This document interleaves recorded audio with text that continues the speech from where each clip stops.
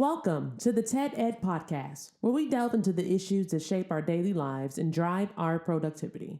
We confront topics that matter deeply to all of us, from healthcare and affirmative action to voting rights and monetary success and failure. We cover it all. And yes, we dive into the complex world of politics, exploring how our country has evolved from slavery to the 21st century. Our content is crafted with care and expertise, drawing from years of experience in these critical areas. We invite you to give the TED Ed podcast a listen. You won't be disappointed. Share your thoughts with friends and confidants, and don't forget to like, comment, and share our episodes. Your engagement helps us grow and reach more listeners. Are you passionate about these topics? Do you have unique insights to share? You could be one of our guest speakers. Drop us a line, send an email, or leave a comment. All requests will be considered. Join us on this journey of exploration and understanding. This is the TED Ed Podcast. Thank you, and enjoy the show. Well, we can get started here. I see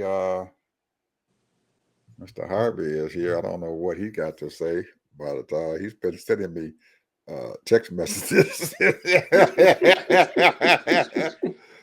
And I am a stickler for misspelled words. And he knows it when he keeps sending that stuff to me. Get you a spell check. Hey man, I'm the worst speller in the world. I'm gonna tell I you that see right that. I see that. I see that. I saw it. You sent me what, 2 today, and I think 1 yesterday. Oh man. Anyway, yesterday I had a Democratic liberal get together, meet and greet with the Democrats in our subdivision, and man, we had a pretty nice time. And I met some Democrats and stuff here in our subdivision, which is a rarity in this area. This is a Republican stronghold. I don't know if any of you guys remember, but this guy named Tom Price, he he got he was a representative for in my district here, and while he was a representative, and when Trump became elected president, he brought Tom Price into his cabinet. Well, he almost went to jail about 6 months later because he had stole so much money. But this is his old district and stuff that I'm in. He's a Republican. But anyway, we had a pretty good time. We met our new Democratic candidate and stuff running for state office here for our area, and he's a Hispanic guy, so that's kind of unusual. They don't usually let Hispanics and stuff run for anything around here in Georgia. So anyway, we got a chance to meet him and talk with him, and had a pretty good time. I met a lot of our neighbors and stuff who are putting up Harris and Walt signs in their yard. This is something that I have never seen before. So many Democratic signs in our subdivision. And the Republicans was pissed off. They're stealing our signs. Man, these rascals running around stealing our signs. now. The emo. Yeah. We live in Cobb County, and the Cobb County a Republican chairwoman lives in our subdivision. I don't know if she asked her folks to go out and do this, but they've been stealing our signs. They don't like Harris and Walsh. I don't know. But I don't know, Ted. We having a pretty good time and stuff here, and met some people, and we had some pretty good talking and everything. And man, it is awfully strange, man, to see Democrats, liberal Democrats and stuff and everything that we can sit down and talk with. Very, very strange here. Because when we first moved here, we were probably only one or two, maybe three Democrats who lived here. The rest of them were Republicans, man, and they ran roughshod over us. Ooh, man, they did. But we learned how to get along with them. So anyway, we're gonna have some rallies going on around here in our area. And as you can see, our presidential candidate has been coming to Georgia, and girlfriend is coming back again. Oh yeah, she's been in Wisconsin Man, she's been yesterday 3 times. She was in. all She's in over. Michigan now 3 times. She's been in Pennsylvania, man, probably about 9 or 10 times. She's been down here at least 4 or 5 times and stuff. She's been in She Arizona. She's working been in it, bro. Nevada. Man, they got her working. She's been in North Carolina. They working her. I mean, they working girlfriend. They working her to death. And poor old Trump, they worked him so hard he just can't handle it. I Man, was just telling my wife, I don't know. He's 78 years old. I don't know how he's yeah, keeping up. yeah, man. Yeah. I guess there's like a twofold answer to that. They want to use it to show that he's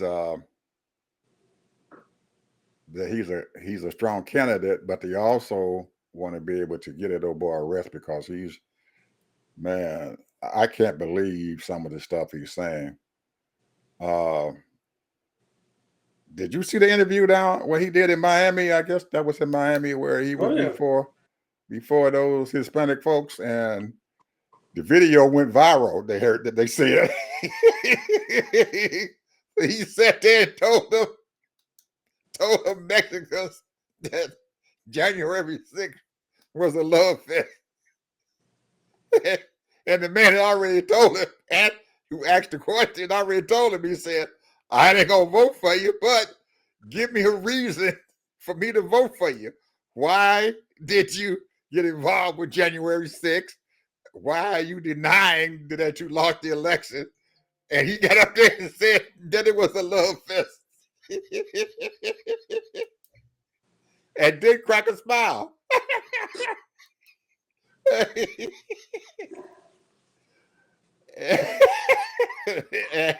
Everybody in the audience, even the women in the audience, they just held their head sideways and said, I know this Negro ain't said that. he sat there right there in front of them and lied to them in front of their face. Don't believe your lying eyes. Don't believe your lying eyes. Yep. So I don't know, man. I'm still wondering why we have folks, man, who still want to vote for him. I wonder what's going on with him. I don't know if they've been seeing. Are they seeing what we seeing or what? We can't figure it out. I can't It must either. be some kind of club. Must be a club. Ted, I cannot figure this stuff out. I don't know what is going on. Well, and they got their own websites. Their groups and stuff. They got their own websites, and they all telling each other the same thing. Kamala Harris is a communist. Kamala Harris is a Marxist. Kamala Harris is a socialist. Kamala Harris is dumb and all that kind of stuff. So, so they just, all they're doing is reaffirming themselves, affirming themselves. That's all they're doing. Forget about the facts, forget about the truth. They don't even care about the truth. All they care about is dogging the Democratic Party. That's all. They don't care about, and then the thing is, they can't name one thing or policy that he has done. Not one. I mean, I don't care what site you go on, you ask them, what has he done? What did he do in the first 4 years? Tell me one policy. They can't name one. So they are brainwashed, they're a cult, and they don't care about their own interests. well, they think that this government runs itself. Now, let me just say this, Ed. go ahead. I know you probably haven't heard of this website. It's on YouTube. USA Facts. It's a guy that put it together. It used to be the Steve Moner, I think his name is. I can't pronounce his last name. I can't remember his last name. But he owns the Clippers. And he used to be the CEO of Microsoft. And he put this Oh thing yeah, together. I know you're talking about. I know you're talking about Steve Ballmer. Yeah. Balmer, that's Ballmer, correct. yeah, Ballmer, yeah. So he put this website and he got a lot of things about the economy. He's got the deficit. He's got the demographics. All that stuff I like to look up myself. Mm-hmm. So I spent about a couple of hours today going through all his YouTubes. Mm-hmm. Now, here's the thing that upsetted me that he didn't go into when he broke down. He had a segment about Social Security and Medicare. Mm-hmm. Don't we pay in Social Security? Yep. Don't we pay in Medicare? Yep. Billions of dollars is collected and given to the government for those two entities. Mm-hmm. But the only thing that he put in there was how much is being spent every year. Mm-hmm. But see, it offsets that because 600, 800, whatever it is going into Social Security. Same thing with Medicare, right? Mm-hmm. But it's still over what's received because we have over almost 70 million people on Medicare. Mm-hmm. And 70 million people receiving Social Security. Mm-hmm. So the question is, how do you increase in the Social Security and Medicare? How you do it is you start charging people instead of, what is the limit? What, $150,000, $200,000? It's gone up. Well, it should be $1 million. Well, it's 186,000 now. Yeah, it should be way more than Yeah. that. Yeah, well, it's 186,000. Where So- they stopped taking out FICA. Once you reach that threshold of $186,000, they don't take out FICA anymore. But you also missed one other thing too. What's that? We pay Medicare insurance. Remember, before you get your check, they take out Medicare insurance premiums. Yeah, I mentioned that. Yeah. Well, that's not even including that. You didn't even put that in there. Everybody who's on Social Security or Medicare pays into the Medicare fund. We have a premium that comes out of our check every month. Well, I did a research on it myself, and it's hard to get the actual numbers of how much money is being taken in on both sides, Medicare and Social Security, every year. The only thing they keep telling me is $3.7 trillion in the Medicare trust. I'm sorry, the Social Security trust. Mm-hmm.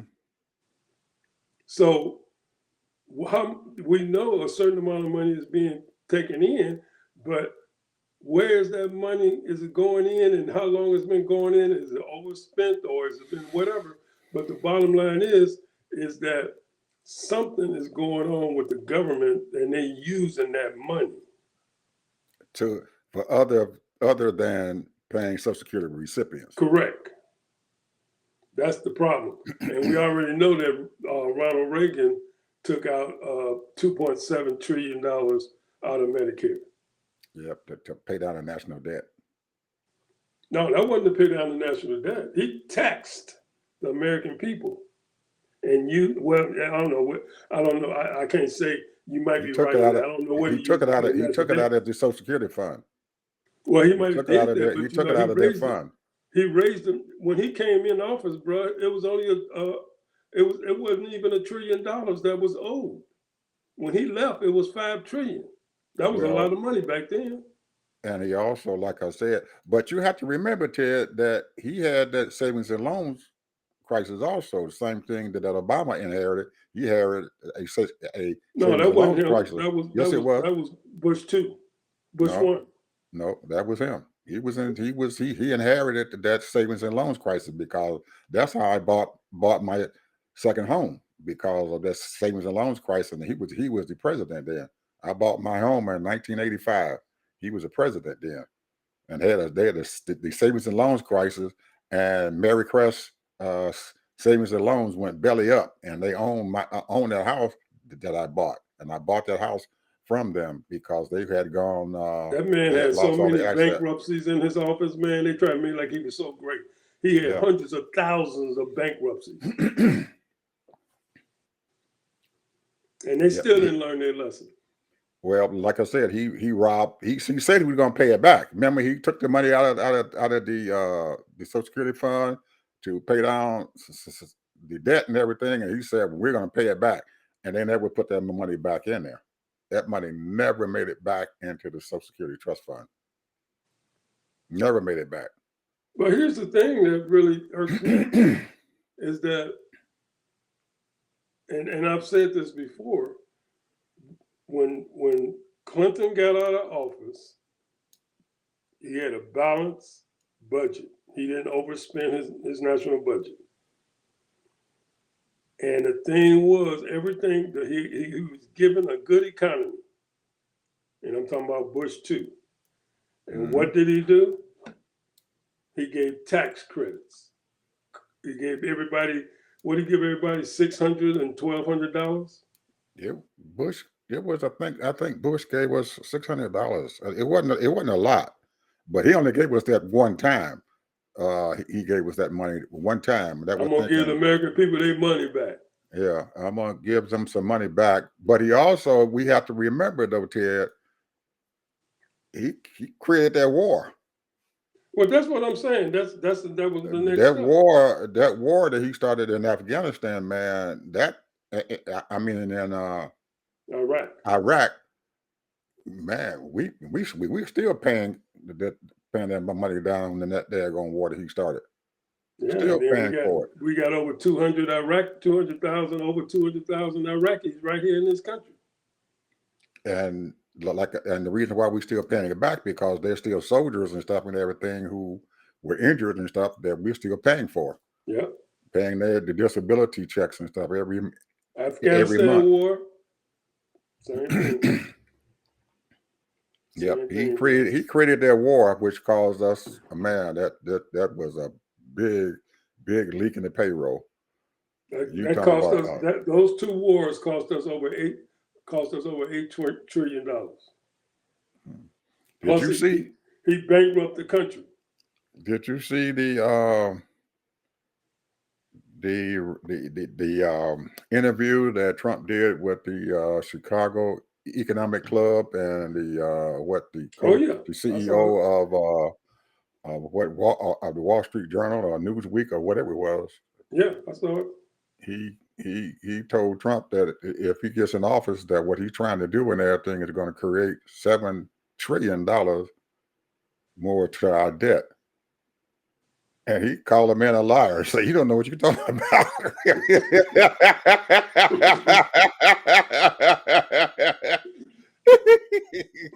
You don't know what you're talking about. They said the Wall Street Journal don't know what they're talking about, and you don't either.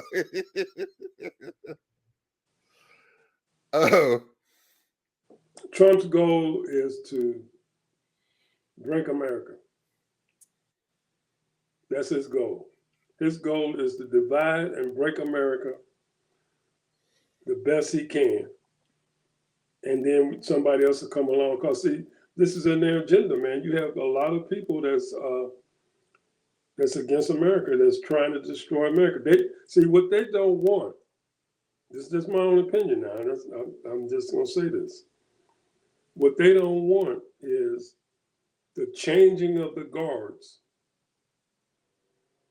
of these younger people that's coming up that get along with everybody. They don't want the changing of the guards. And these younger people know their history. They know what's going on. They know about climate change. They know about this gun violence. They do not want the changing of the guards. To them, they think these young people are soft. So that's the bottom line. So they've been training up these young people to be become like they are. And so a lot of these young people are like they are in 25, 24, 26, 27, and they think that that's the way to go. However, it's not the way to go. And the thing is, the reason why the military is not recruiting correctly, because the fact is that the people think that they want to go to war. That's the only reason why they have the military. They think that they prepare themselves for war. And that's not the reason why. It's to protect. And that should be their object. And a lot of times the military help a lot of people get good education. They go to law school, they get their business degree or whatever. They learn all kind of trades. And they serve in their country. Because here's the thing, Ed, I'm going to tell you this. You heard about Elon Musk, right? You know Elon Musk. Oh, yeah. Well, this is a guy that wrote a book on him, bro. Followed him for 2-3 years. Okay. And wrote a book on him. And he said that he is on borderline. He's a narcissist. No, well, that too, but also, what are these people that go around and they're mentally not fit? They go to these, they catch the blue bus. I mean the yellow bus, the small yellow bus. What they call them? They have autism. He has a small form of autism. He's been diagnosed as that. Well, last night he was on the stage. You should have heard this bumbling fool. And so I went and I looked at all of his little speeches and conversations, and that's why I emailed you to go check out this thing that he did with Tucker Carlton. You know what he said? He said that Trump wants him to be his some kind of czar where he's the budget finance guy. Right. He's going to get rid of, he's going to deal with all these agencies. Right. He says that there's over 250 agencies in the government. He said he can cut it down to 99. Right. He's been saying that. Even before he interviewed, he's been saying that. And Trump's even saying it. Matter of fact, I think Trump did a rally one time and talked about him. He's going to do this. I'm going to hire him to do this. Why do you think that he's getting all that money to pay in his campaign? That money is coming from Musk. Ain't nobody else giving that money. That money is coming directly out of Musk's pocket. He's paying the load because he wants him to be the president. And whatever it costs to get him to be president, he's paying that load. His people, those folks and stuff who's sitting out there in the audience, they're not paying any money. They're not giving that man a dime. Them billionaires, Musk got a couple of billionaires that he got behind him, and they're paying that load for him to become the president. And whatever it takes, they're going to get that money to him so he can become president because they want to control his country. And the reason why I'm saying that is before you started talking and saying all this about the kids and they don't want the kids to do this and everything, listen to some of those Republican officials. Our governor did an interview and he said, quote, we probably don't like that man and we don't like what he's doing with what he's saying. He said, but I'm voting for him because this is a business decision. Not for what he can do, not for him tearing the country up. It's a business decision. And when white folks got money and they start talking about a business decision, they getting ready to make some money. They doing this to make some money because they know that when he gets into office, they are going to make money. They don't care about him tearing this country apart. They don't care about this. All they want to do is him to get in office and for them to start making money, putting money in their pockets. What's going on? You know how they're going to do it, Ed? What's going on there in Russia? Everybody in that country is poor except for those what? Them oligarchs. All them billionaires and stuff and everything are billionaires, and Putin is worth billions of dollars and stuff, and they don't care about the rest of the people. They are robbing that country blind. And that's what they want to do right here. Them folks who got the money, they want to rob this country blind, get as much money as they can because it is a business decision.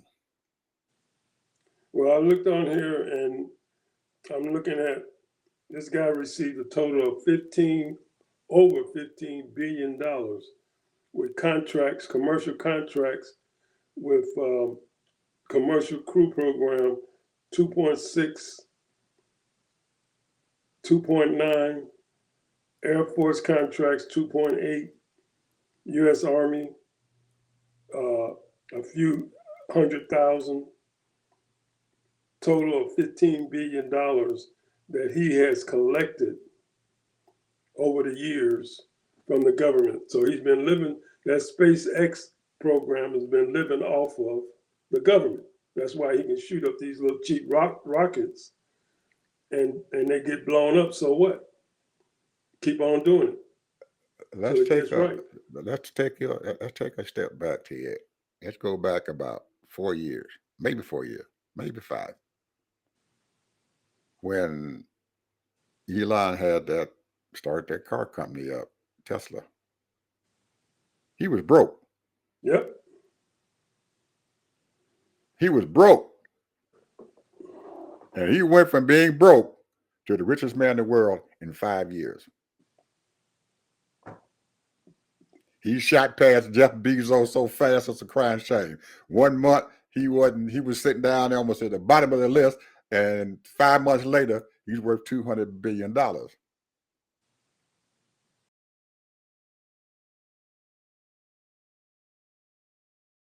Somebody is giving him some money. He's getting rich off of them government contracts. He's getting rich off of all these projects that he's got going on. He's getting rich off of these daggone batteries and stuff that he's getting. And don't forget that when they had the hurricane that came through Puerto Rico, all of those energy units and stuff, satellite batteries and stuff that they put over there, they belong to Elon Musk.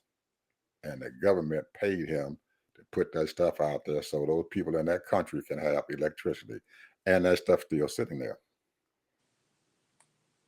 And I'm pretty sure he's still getting paid. He got a lot of irons in the fire, brother. And he needs to keep them irons in the fire so he can keep his $200 billion or more. They predicting that he would be the first trillionaire. Probably. He's got enough irons, man, in the fire, man, he can do it. Well, he's got enough government money. Here's the thing. If he becomes that czar that he said that he wants to be, right now we're bringing in about $5 trillion a year in revenue. He's going to take $1 trillion of that himself because he's going to cut all of those programs. All of them. Ain't going to be whittled down to nothing. And he's going to be getting all of those contracts of doing certain things. There's a project that, California was building a rail. Right. From LA to San Francisco. San Francisco, right. And they only got, a portion of it. Right. They just started. But then he came along right there in California. Now, I don't know if he called himself, this was a game, but he built an underground tunnel where these cars can go underground. And he only built it so many miles. I guess he got some kind of government contract for that. and then he stopped doing it for whatever reason, because I guess he wasn't getting funded no more. Well, I think they ran out of money because he did have those right there in Los Angeles. He was building those underground caverns or whatever you want to call it to transport those cars, so they wouldn't have to be worried about going through all that traffic. And I think that you're right. They probably ran out of money because he still had stuff going on. So, and he took the rest of that money and everything and put it in his pocket. He also did the same thing in Las Vegas. Underground stuff that he was putting in. And don't forget now, he got that Starlink that he put up, internet for the rural Well, they folks. say the Starlink is going to go public, and he's going to connect SpaceX to that. So then those people, you know how they do when they do an IPO. Mm-hmm. They get their little special buddies to invest a lot of money, and then everybody else can get into it later. And everybody gonna get their cut of what's going on there. Yeah. Hey, here's $10 million. Mm-hmm. And then by the time you're done with it, they'd have made $100 million. You got those bankers and stuff and everything to put those deals together and stuff and everything. They're sitting out there, the lawyers who are writing up the contracts and all this other stuff and everything. Everybody's going to get a cut of that pie. And the more money they make, the more they're going to put into their pocket.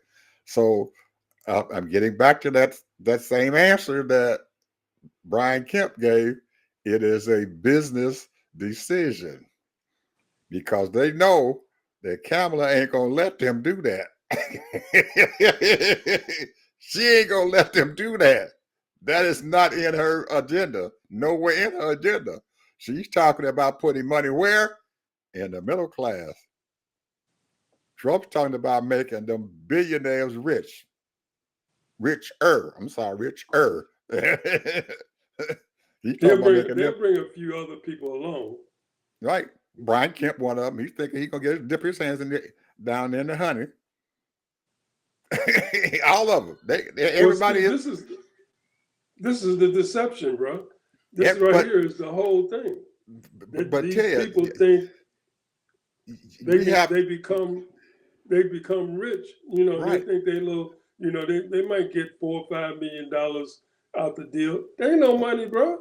But they're gonna get more than that, Ted. Most of them guys looking at $100-200 million. No. I ain't talking about the big guys. I ain't talking about the guys that's allowing them to go ahead on and do stuff like that. I'm talking about these little upper. I'm gonna say this: upper middle class people that's got a few $100,000 to invest and change that 100,000 into a 4, 5, 10, 20 million. In a matter of a couple of years. And those are the people. So they think that little money is going to do something for them. But, you ain't even in the ball game, bro. You ain't in the ball game because if they want to get rid of you or knock you off, you done anyway. Because you ain't even in the club. But, Ted, they've been gambling like this for many years, decades. This has been a gamble. That's why they put their money in the stock market. It's a gamble. It's a gamble. They've been gambling like this for years. Think about that. The guy who gambled on a default. Yeah. He put his money on a default. I mean, you talking about a long shot. But he made a lot of money because that thing fell through. And when it fell through, buddy, he made a whole lot of money. But imagine the amount of money that he dumped into that thing and kept dumping into it, buying those credit default swaps. Billions probably of dollars he put in there, but he didn't draw billions back out now because it did happen. But that's where they are, Ted. It's a gamble to them. They are gambling, and whatever they can get out of it, it's okay with them. But nobody is looking at the destruction that it's going to do to the country.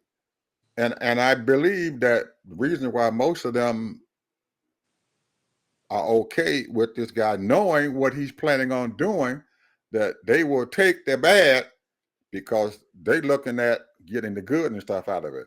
And damn the rest of those folks and stuff who are sitting down there making $100,000 or $200,000 because they too bad. I'm sorry, and that's the way it is. And hey, man, we look at it and stuff in a different spectrum. We got a different viewpoint here. We in the viewpoint of helping people to maintain, to buy a home. We're into the thing of helping the middle class stay in the middle class and expand that middle class. Right after we looked at World War II, they said we built the middle class, and they're the ones who finished building this country. Well, these folks and stuff are not worried about that middle class. They back to that Ronald Reagan idea. What did he say? Trickle down. See, you get the money to the rich folks, it's going to trickle down to the folks on the bottom. Well, you just hit a nerve right there. You just hit a nerve. I'm going to tell you something. Here's the thing. What you just said is absolutely right. But think about this, though, bro. Like I said, I was looking at the numbers. And you look at the numbers as far as corporate taxes. See, this is what Kamala is getting at. If you look at the numbers of the corporate taxes, you go back to as far as 1945. Mm-hmm. Corporate taxes back then was 50%. Mm-hmm. Corporate taxes. Then it went down. It started going down, down, down, down. Now it's 21%. Mm-hmm. That means that they're not paying their fair share. Mm-hmm. And the reason why the country has not modernized their roads, their bridges, their upgrade neighborhoods to make money available so people can have nicer neighborhoods is because of those corporate taxes. And what they have relied on is giving these people more money available so that they can build themselves, because everything is outsourced. Mm-hmm. The government don't make nothing. The only thing they do is regulate Mm-hmm. and making sure people abide by the law. Mm-hmm. And so they just funnel money out. That's the reason why almost $2 trillion or more is a nonprofit organizations. All they do is funnel money out to help businesses grow, and some of them stick and some of them fall apart. But the bottom line is they farm everything out. That's all the government does, just farm everything out and hope these businesses do good. Now, there's only 4 or 5 companies that did well. Microsoft, Apple, Amazon, and then you can stick a few lightweights, but they're not lightweights because they're still in the top. But what I'm saying is that these companies are the ones that's carrying the stock market. These are the companies that's over $1 trillion, $2 trillion, $3 trillion. Now you get this Nvidia AI, Mm-hmm. and it don't produce nothing. It's worth $3 trillion. Come on, bro. It's a game. It's a game. This company do not contribute or make nothing. But then, I can go on my AI on my phone, and any question I want answered, it'll answer. And you know what? I fuss with it and I tell them, say, no, that's not right. I know that's not right. Give me some better numbers. And they say, oh, we sorry. You're right. Yeah. It does that. It does that. Yeah, Because the artificial intelligence and stuff, they call it a large language model, LLM. And their knowledge and their capabilities and stuff are built on the people who program it. yeah. And It's built on the program, and the more information that you feed into it and everything, the better it becomes at learning, and better it becomes at doing things. And if you don't give it access to that vast amount of information, then it's not going to be able to give you a, well, I won't say correct, but it won't be able to give you an answer and stuff and everything that is logical, a logical answer from the information that it has access to. So if that large language model, whether it comes from Chat GPT or if it comes from Microsoft or if it comes from Google and everything, that server and stuff, that large language model and stuff is only capable of pulling the information and stuff that it can get from these particular information companies.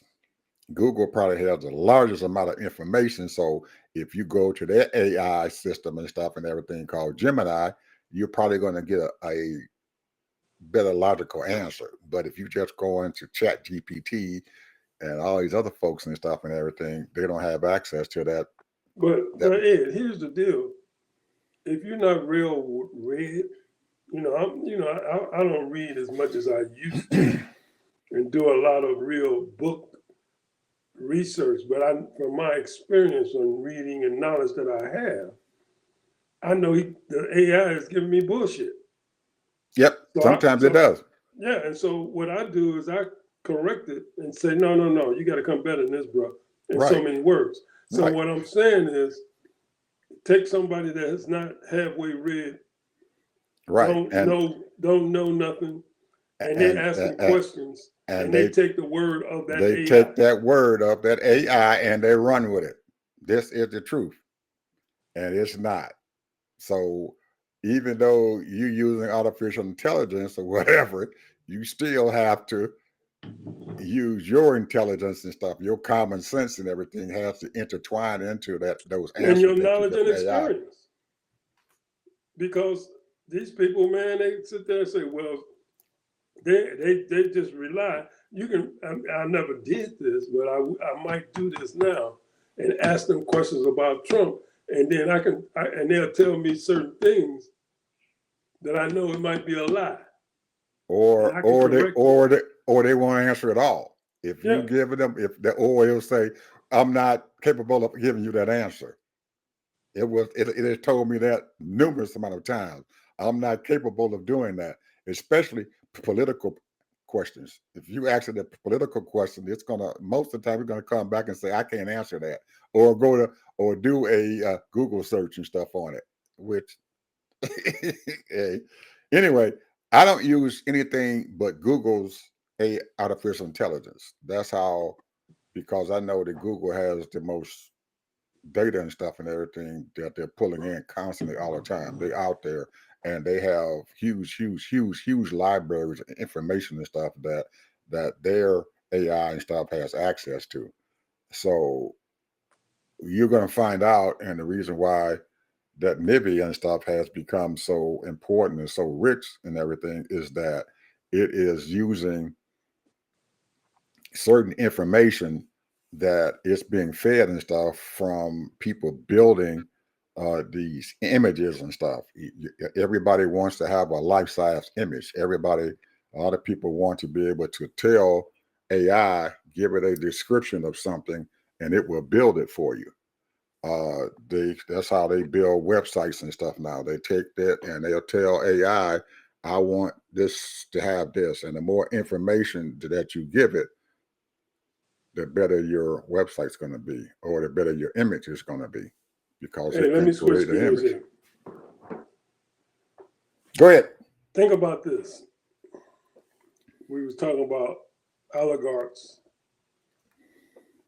Now, the thing is with an oligarch, these oligarchy people, with money, and they use their money as influence. The thing about them is that basically what they want is to live a certain lifestyle. That's their whole goal, and to make more money and to hang with the big dogs. So when you think about these people, there's only a few. That's the reason why up in Aspen, every year, maybe twice a year, they all meet. They sit around and negotiate, rub elbows, figure out how can they make more money and what can they monetize. And the thing is what they have done over the last 20 years is monetized the American government. They have influenced so many people to open up these NOGs, NGOs, non government organizations, and they get government money. And the oligarchs use these people to persuade them to commit chaos. And to, that's how these people do. And so to keep everything going, because usually I would say 85% of the American people, this is just my opinion now, are decent, good people. Now, some of them might be a little prejudiced, they might be racist, but they're not evil. But you got I'd say 10 to 15% of these people are outright evil. And their thing is that forget the poor, forget the homeless, forget this, forget that. All I'm caring about is myself. And if I can use somebody, give them some money, and have them do a certain task that I want them to do to keep this distraction and all that kind of stuff going, and keep the American people afraid, because that's the whole thing. Hey, you can't go outside. It's so bad out there. You don't know what's going to happen to you. It's so bad out there. They scared to death, bro. They have scared these people to death. You got black people that's scared to death. Ted, we have to. I'm sorry about that. I was looking at my phone. I was getting messages and stuff, text messages and stuff too.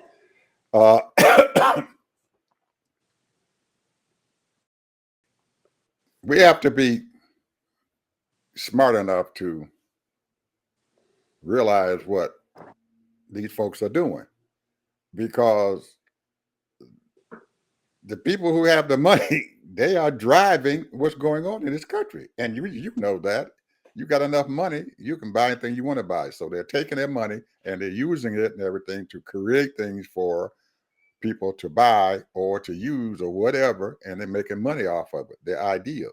So when we look at this presidential election, each candidate and stuff, and at first, man, I hated Trump. I didn't care nothing about that Negro to beat the hell.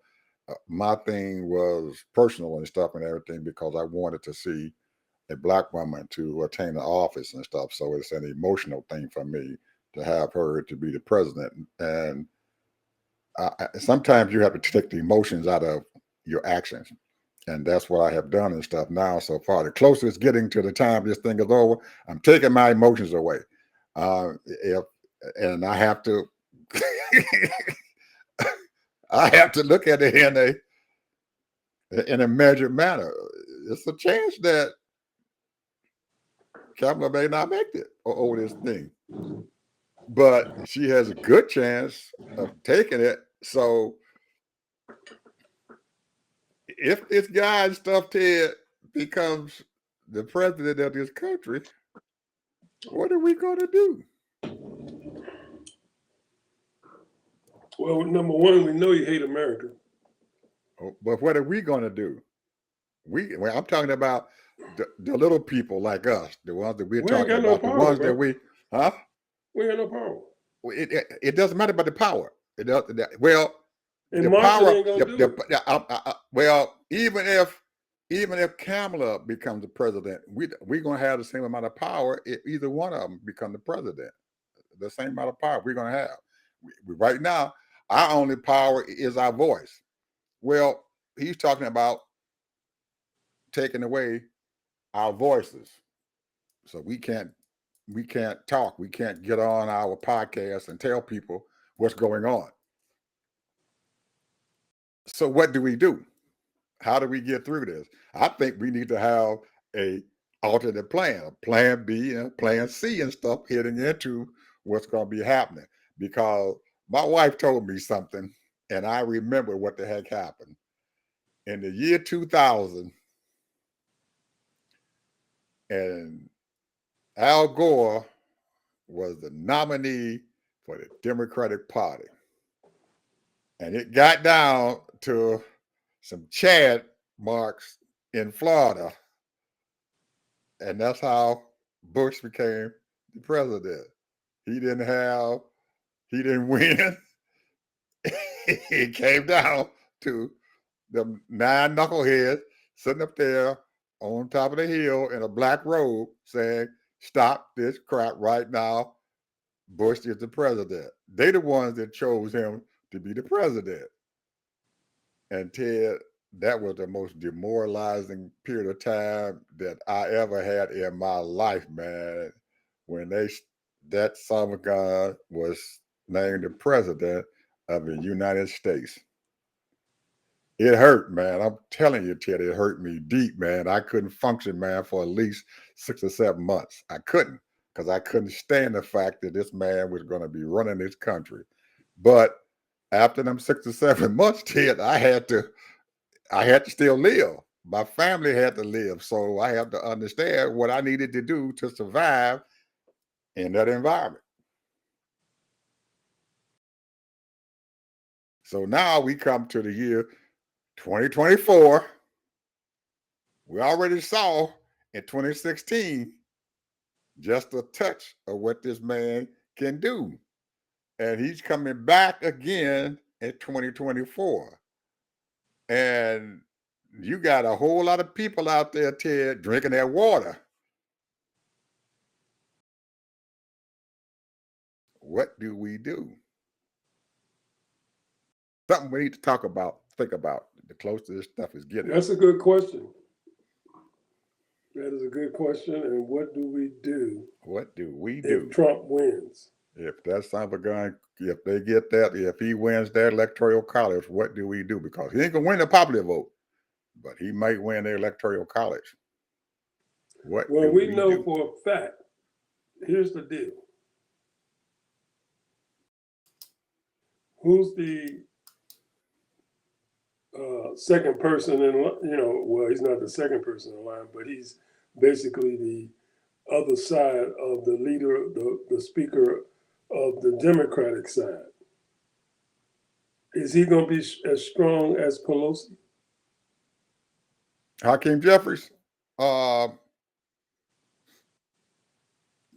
not as strong as Nancy, but he's holding his caucus and stuff together pretty tight.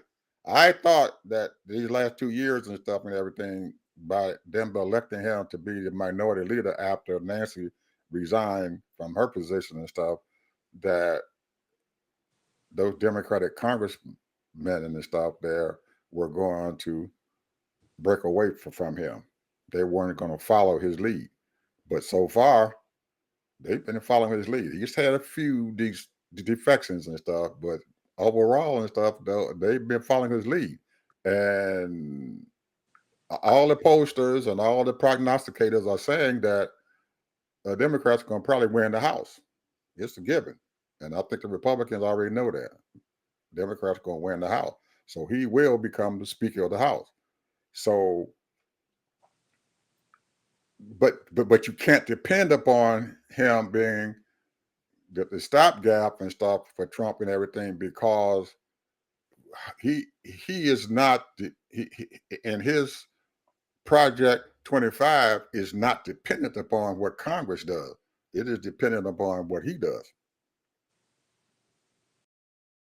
And he's planning on going around them, using executive decisions and stuff to do what the heck he wants to get done. Because he is the commander in chief. Don't forget that. And whatever he tells that military, they're going to have to do it. Whatever he tells the Department of Justice and stuff, they're going to have to do it. In essence, he's their boss, even now. But in the past and stuff, the presidents and stuff have allowed the Department of Justice to have their individuality, the individual, the autonomy and stuff out there, and not be able to tell them what to do. But he's saying, hey, I'm going to tell these people what the heck to do. So what do you do when he tells the Justice Department and stuff and everything to bring charges against you? Or anyone that he doesn't like, bring charges against them. Bring charges against the CEO of Google. Bring charges against the CEO of Microsoft because they're not doing what I want them to do. Amazon. Right. Amazon. All of them. He can do whatever he wants to do because they are the Department of Justice. And even if the charges don't stick, just bringing up charges against these people and everything creates a vacuum and stuff where most people don't want to get involved in. So they're going to follow.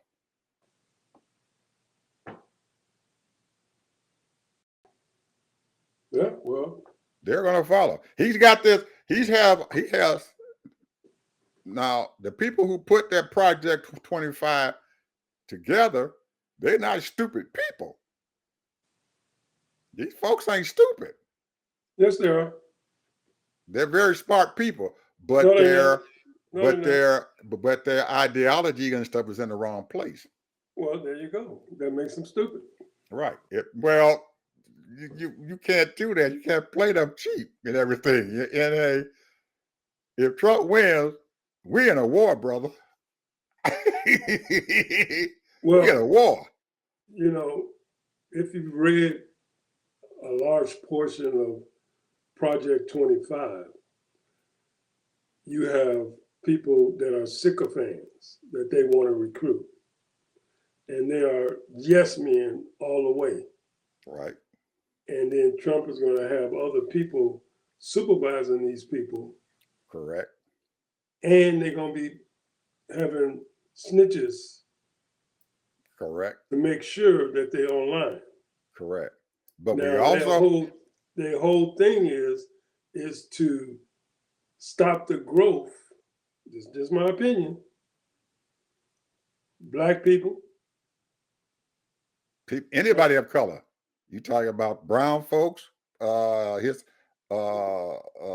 Asian folks, whatever, Indian people. Yes, all of them. All of them are subjected to being thrown out of this country. Every last one of them, even the white folks, because Trump. He don't care about. Trump don't care about who they are. He don't care. He will throw you under the bus if you are a threat to him, or he thinks you a threat. You're going to be thrown under the bus. Look at his attorney. That old man.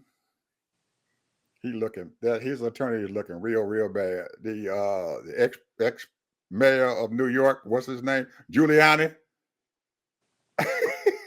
What did deduce this 78-80-year-old man to nothing? And this man gave his life to this rascal, to Trump. He kissed his ring, but he threw him under the bus. He said, I didn't got no use for you now. He kicked him out of Mar-a-Lago.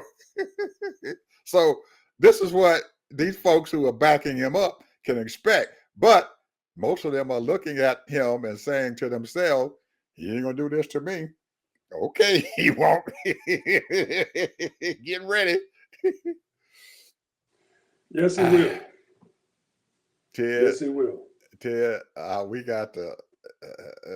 I'm gearing up, man, for a fight. My mind is I got half of my mind now formulating a plan of how I'm going to survive past November the 5th if Kamala doesn't win the Electoral College.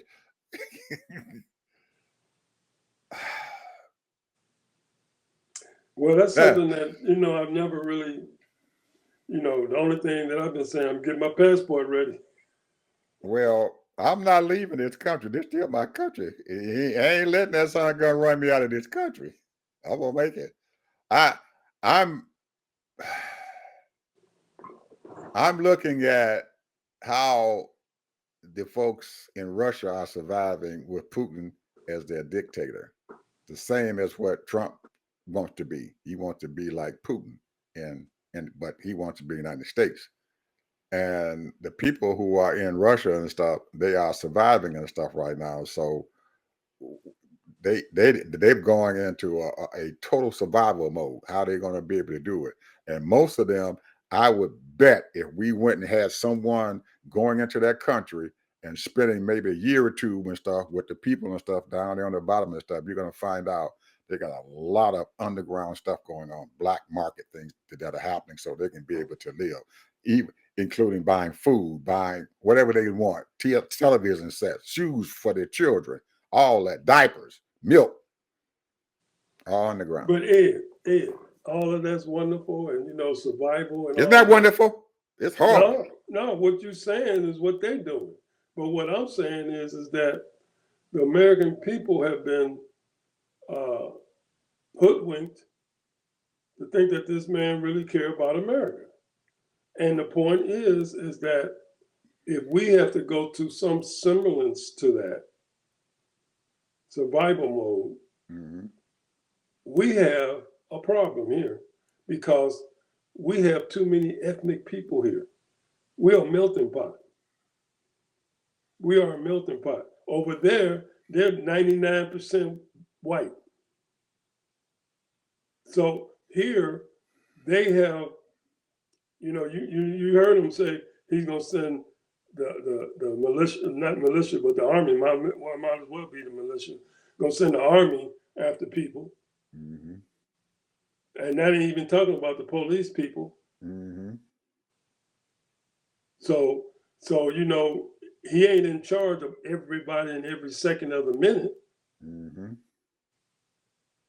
So the bottom line is, you got these evil people out here that don't like certain people, Mm-hmm. and they got carte blanche. Mm-hmm. Now we got 400,000, over 400 million artillery out here. Everybody's armed. So now what's going to happen then? People start getting shot down. Now, I've never watched this, but I've seen a lot of commercials and little things that was coming on. But what do they call this show? Purge. Purge. That's the deal. We have come to that. Well,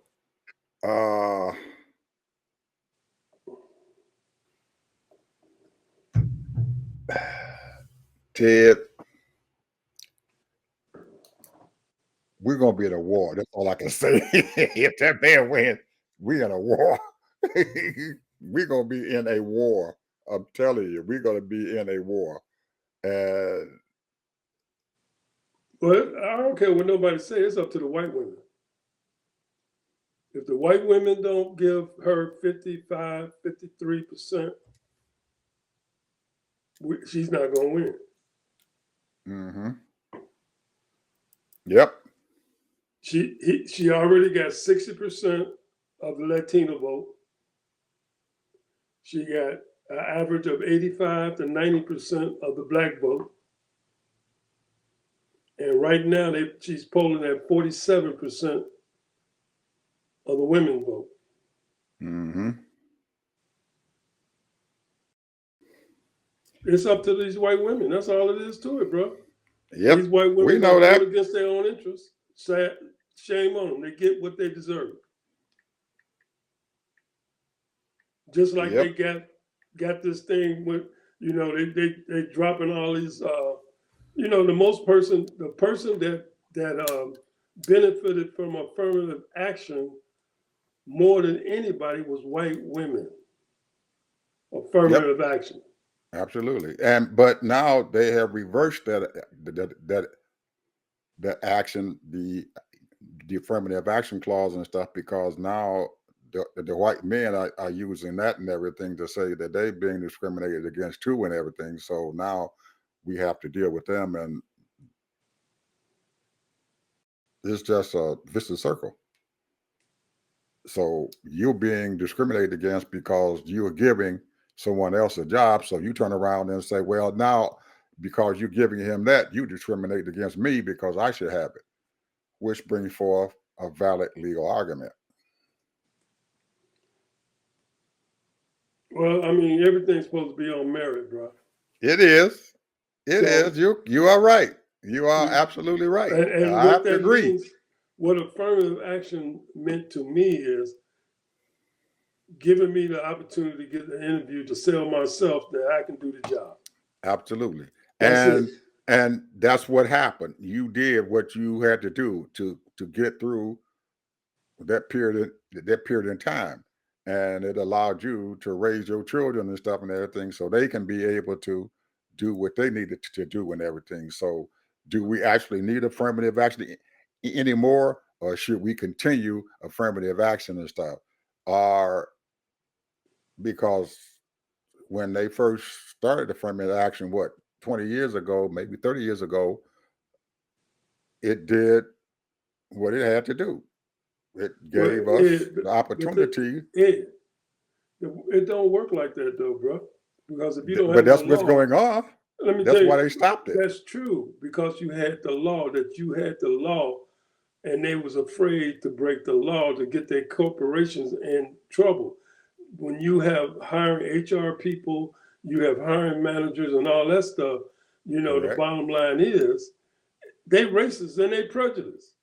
But it They was know built. that this person is But qualified. They but know it this can't. person can do the job, but I'm not going to hire them because they're black. Okay. So affirmative action came about to equal the playing field. Correct. It was there. It was brought about to equal the playing field. No. It wasn't equal to playing field. What was it about for? What was affirmative I action just for? told you what it was for. To get me in the door, to To sell equal the playing myself. field. That's No, equaling the playing wait field. a minute. Here's what I'm saying. I'm the first person. Listen to what I'm saying. I'm the first person that came up to this job that's qualified. Mm-hmm. They don't hire me because I'm black. Uh-huh. 5 weeks later, here come a white guy or a white woman, Yeah. same qualifications, Yeah. so that they can do the job. Yeah. They get the job. Right. That's what affirmative action is. Equal the playing field.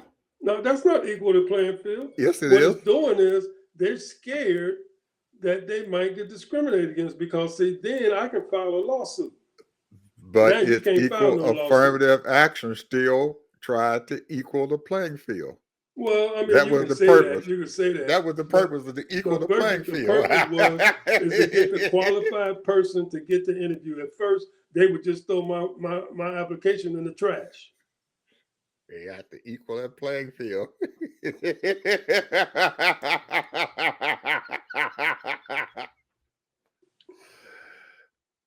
And it did what it's supposed to do, Ted. And that's the reason why they are tearing affirmative action down now. They've tearing affirmative action Well, by that's not my allowing understanding of affirmative action. It's all based children, on merit. allowing our children, allowing people of color to go to college and everything. They say, hey, so many slots got to be made for No, people of that's color. right. No. That's quota. That's quota, bro. No, it's not. What you talking about is quota. Equal. If I qualify They to get in use this that. school They and they don't use let that me as in, they use that as affirmative action, though, to equal the playing field. you have the same qualifications as the next person, but they don't hire you because you black, Or they don't let you go to school. and they don't let you in because you black. Absolutely. So we equaling the playing field by saying That's you not got equal to in the playing field. What they're doing is they're telling them you you have to can't bring in so many discriminate. people. You have to bring in so many people of color. I would If never want a they're job. qualified. I If they're would never qualified. Hey, that's the reason why I always stayed in my lane. I'm not gonna go for a job that I don't qualify for. But there was a period of time where you qualified for it and they wouldn't hire you because you were black. True? That's discrimination. Okay, but still, against they the brought law. affirmative action to equal the playing field. So you wouldn't have to Affirmative action. file. So you wouldn't have to file a discrimination complaint. Man, do Well, you that's the way you realize? look at it. Do I you don't see it realize? that way. Do you realize we done ran over our time? What you got to say, man? Your ending statement. This is what I got to say. Go ahead. Listen to these oligarchs, these people with money. Yep. Watch what they do Out. and figure out, you see what Elon Musk is doing. He's for Correct. the right side, for the right Correct. wing. Correct. You look at Mark Cuban. Mm-hmm. He's for the left side, the so-called progressives. Mm-hmm. Who's doing right and who's doing wrong for the country? To me, If Trump becomes elected, there is no right and wrong. There will be no right or wrong. Think about it. Think about it. If he becomes elected, there will be no right or wrong.